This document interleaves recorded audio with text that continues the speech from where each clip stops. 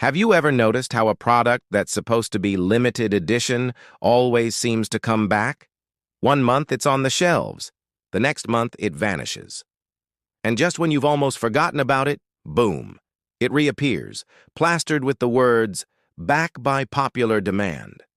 It makes you wonder, if it's really limited, why does it keep coming back? Well, here's the truth. Limited edition is rarely about rarity. It's about psychology. It's about urgency. It's about keeping you hooked on products that companies can repackage and recycle forever.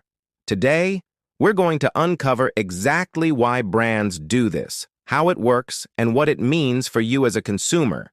Get ready, because after this video, you'll never look at the words limited edition the same way again. The first trick companies use is scarcity. Humans are wired to value things that are rare. When a brand slaps limited edition on a label, they're telling you, this won't be around forever. And suddenly, your brain shifts into panic mode. You think, if I don't get it now, I might never get it at all. Fast food chains are masters at this. Take seasonal items, a burger that's only on the menu for 6 weeks, a holiday milkshake that disappears after Christmas. These aren't gourmet creations. They're the same ingredients shuffled around with new packaging. But people rush to buy them because they feel the clock ticking. Supermarkets do it too. You'll see a snack with a big, shiny badge, special edition, while supplies last. And even if you weren't planning to buy it, suddenly you're reaching for the shelf because scarcity creates urgency, and urgency makes you spend. This tactic works so well because it taps into survival instincts. If something is rare, your brain assumes it must be valuable. But in reality, the rarity is manufactured. It exists only because the company chose to stop making it. Now let's add another layer. Fear of missing out. When a product is labeled limited, you're not just buying the item. You're buying the experience of having it while others can't. You don't want to be the one left out of the conversation. This is why brands lean heavily into social media whenever they launch a limited product. They know people will post photos, share reviews, and brag that they got it before it sold out. And once you see your friends posting about it, you feel like you need to get it too. Snack companies thrive on this. One week, it's a crazy new flavor of chips or chocolate. People snap photos, tweet about it, and suddenly you feel like you have to try it before it vanishes forever. The fear of missing out drives impulse purchases. You might not even like the flavor, but you'll still buy it, just so you don't feel excluded from the trend. And the best part for companies? Even if you hate it, they win. Because you still paid for it, and the buzz it generated got more people through the door. But scarcity and FOMO are just the beginning. There's another emotional lever that brands love to pull: nostalgia. Nostalgia is powerful. It makes us feel warm, safe, and connected to a time in our past. Companies know this, and they use it to make you crave products that you didn't even miss. Think of soft drink companies that bring back retro can designs from the 80s or 90s, or snack brands that re-release old flavors from your childhood. You're not just buying a product, you're buying a memory. Fast food chains use this trick too. They'll bring back an old menu item for a limited time only. Customers rush in, not because it's the tastiest item ever, but because it reminds them of when they first tried it years ago. This is why nostalgia-driven limited editions work so well. They don't just sell you food or drinks, they sell you an emotional time machine. Now let's step back and look at the business logic. Why do companies use limited editions instead of just making these products permanent? The answer is simple: profit with less risk. Launching a brand new product is expensive. It takes research, testing, new machinery, marketing, and supply chain adjustments. It's a gamble, and many new products fail. But reviving an old favorite or launching a limited edition version of something they already make, that's cheap. The product already exists. The supply chain is already in place. All they need is new packaging, a bit of advertising, and a story that says, "Get it now, before it's gone." Even better, when sales spike during the limited edition run, companies gather valuable data.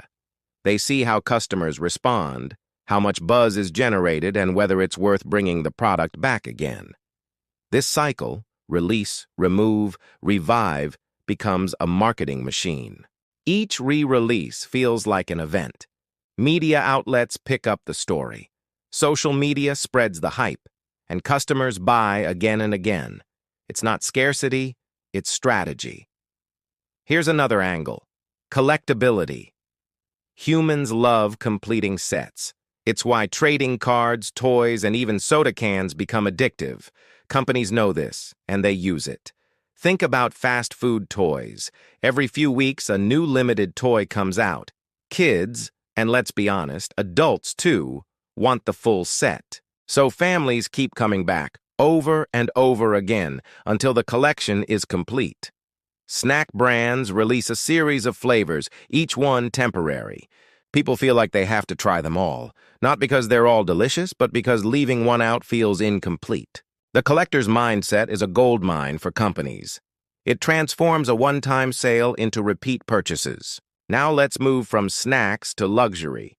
High-end fashion and jewelry brands have mastered the art of the limited edition.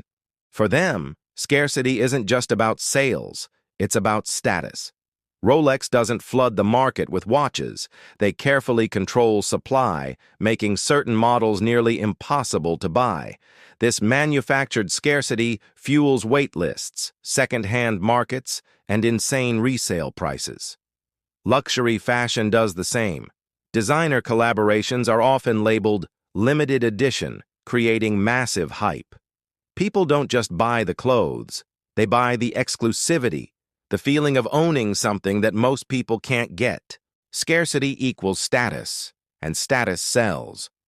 But here's the twist. This trick doesn't always work forever. Sometimes customers catch on. When every product is limited edition, people start to feel like it's a gimmick. They realize the scarcity isn't real. It's manufactured. This can lead to what's called scarcity fatigue. Consumers get tired of chasing items that constantly vanish and reappear. Instead of feeling excited, they feel manipulated. When that happens, the hype dies down. And if companies aren't careful, their once successful marketing trick can backfire. So what does the future look like? We're already seeing the rise of digital scarcity. NFTs, online drops, and exclusive digital collectibles are the new frontier. Even though digital items can be copied infinitely, companies are finding ways to make them feel rare. Imagine buying a digital skin in a game or an exclusive online membership. These are essentially limited editions for the digital age, products that only exist because companies tell us they re-scarce. The future of limited editions isn't about shelves in supermarkets. It's about screens, apps, and digital worlds. So why do limited edition products keep coming back? Because they were never truly limited. The scarcity is manufactured. The nostalgia is engineered. The hype is intentional. It's not about rarity. It's about strategy.